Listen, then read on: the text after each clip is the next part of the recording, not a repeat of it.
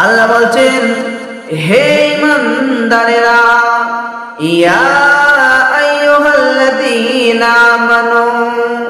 এরে আমার পৃথিবীর মানুষের দলেরা, তোমরা যারা আমি আল্লাহর উপর ঈমান এনেছো,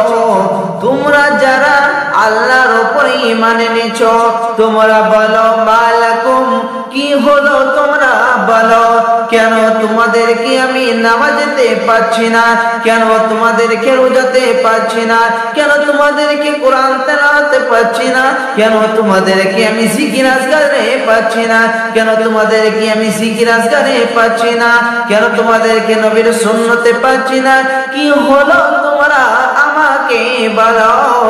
কেন তোমরা তাসের আড্ডায়, কেন তোমরা জোয়ার আড্ডায়, কেন তোমরা মদের আড্ডায়, কি হলো তোমরা বলো, তোমরা তো আমাকে এক বলে মেনে নিলে, রাসূলকে মেনে নিলে, পরকালকে মেনে নিলে, এরপর তোমাদের কি হলো, কেন তোমরা আমল করছো না, কেন তোমরা আমল করছো না, কি হলো তোমরা বলো, আমি তো পৃথিবীর বুকে তোমাদেরকে আমলের জন্য পাঠিয়েছি, আমি তো তোমাদেরকে পৃথিবীর বুকে আমলের জন্য পাঠিয়েছি। আল্লাহ বলছেন, ওমা খালাকাতুল জিন্না ওয়াল ইনসা ইল্লা লিয়াবুদুন, আমি মানুষ এবং জিনকে বানিয়েছি শুধু আমার ইবাদতের জন্য।